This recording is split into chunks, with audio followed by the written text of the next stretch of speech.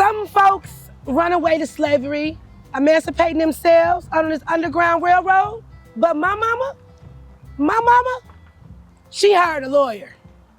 My mom was Nance Costly, the first slave that Abraham Lincoln freed 20 years before the Civil War had begun. When Lincoln was still a young lawyer, writing the Eighth Circuit Court, or maybe should I say, my mom freed herself by hiring this lawyer to argue her case. You could say that my family played a huge role in ending slavery in this country.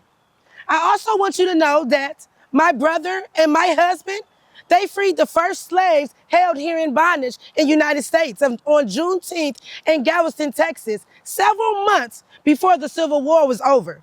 Who am I? I am Amanda Costley Lewis, daughter of Nance and Benjamin Costly, born on the 3rd of July in 1834. I was born a slave right here in Illinois, but thanks to that lawyer, Abraham Lincoln, I was free. My whole family is now free. And when Lincoln became president, he exercised his rights and he used his executive powers issuing the Emancipation Proclamation so that my brother, my husband, soldiers in the Illinois 29th Regiment of Colored Troops, they could march down and they could end slavery in the United States. I know you guys want to hear my story. You want me to go ahead and tell you the story? All right, let me go here. Well, Illinois became a state. There was some debate about whether we should be a free state or a slave state. President Thomas Jefferson, who owned slaves, said neither slavery nor involuntary servitude shall exist in these Western territories. So Thomas Jefferson, he treated his slaves as concubines. See, he had a child with a teenage slave girl. I think her name was Sally Hemings. I heard that their great-great-grandchild lived right here in Peoria, Illinois. This president, Thomas Jefferson, said neither slavery nor involuntary servitude shall exist in these Northwest territories.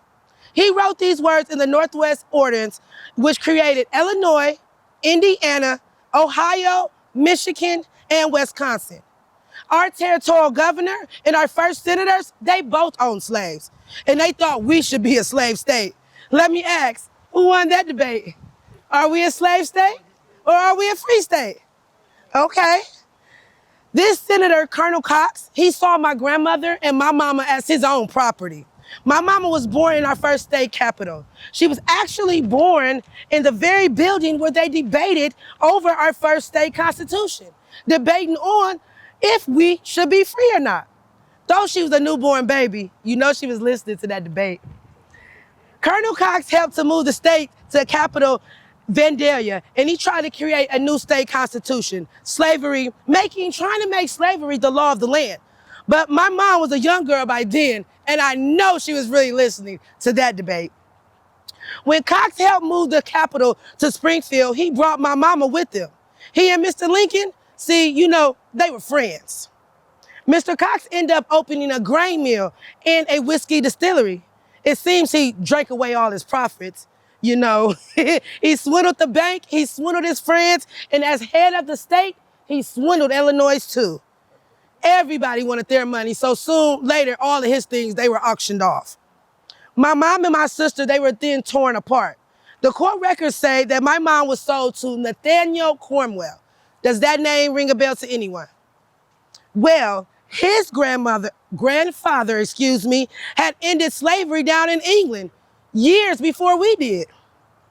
But my mother was not going willingly. She was beaten very badly. Then she was locked up in a salt storage and left for days in July with no water. She nearly died until Miss Cox came to her rescue. See, Miss Cox, she had a little sweet soft spot for my mom, you know. My mom delivered all of her babies. She was her midwife.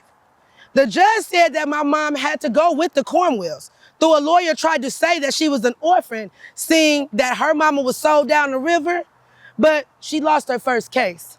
There were 3 trials in which my mother fought for her own freedom.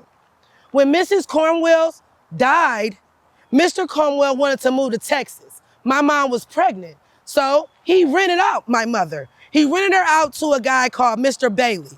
But then Mr. Cornwell died. So now there's the question again, who owns my mother?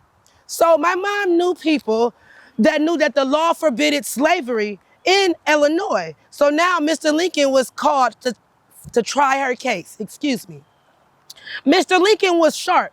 He delayed seeking any paperwork showing that my mom was an orphan, sold against her will.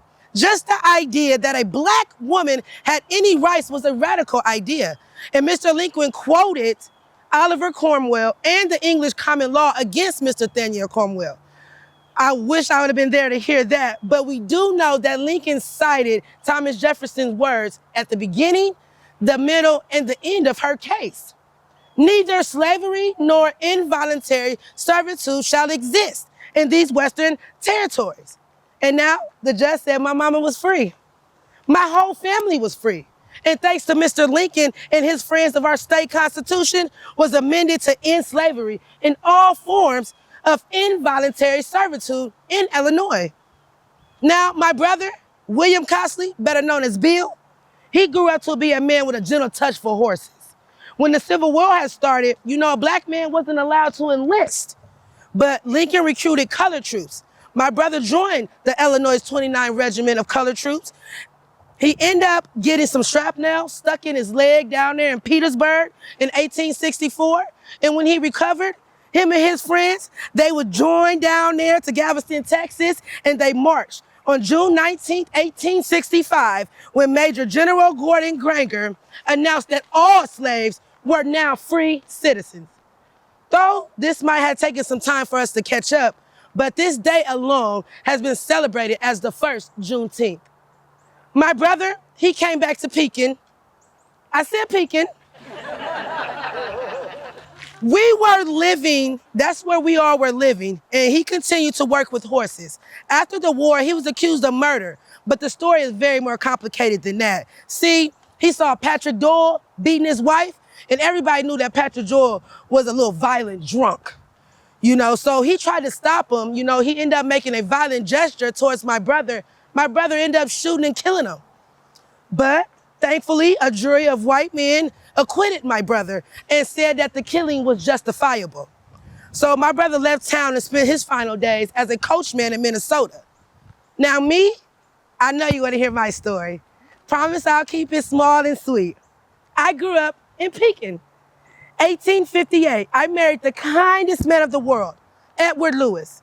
He also fought in the 29th Colored Regiment for colored troops. He helped to liberate the slaves in Texas. Folks often ask me, why were we still in bondage even after the war was over and Lee and Grant had met? More than 2 years after the Emancipation Proclamation became a law. Well, some of those slave owners, they felt like they didn't need to tell their property about these current events. Lincoln made us a promise. My brother and my husband, they helped deliver on that promise to help free the last folks here held in bondage in these United States.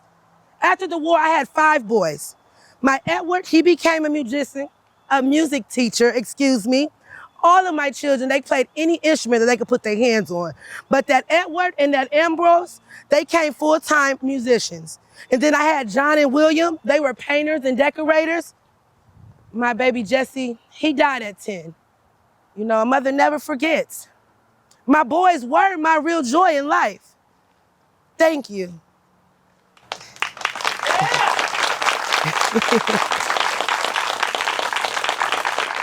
So her actual grave, I don't know if you'll be able to visit it today, but it's right down this walkway, about 50 yards up, and then they have, I believe, a flag next to her grave. And if you guys just want to go around the bend, I hope you enjoy.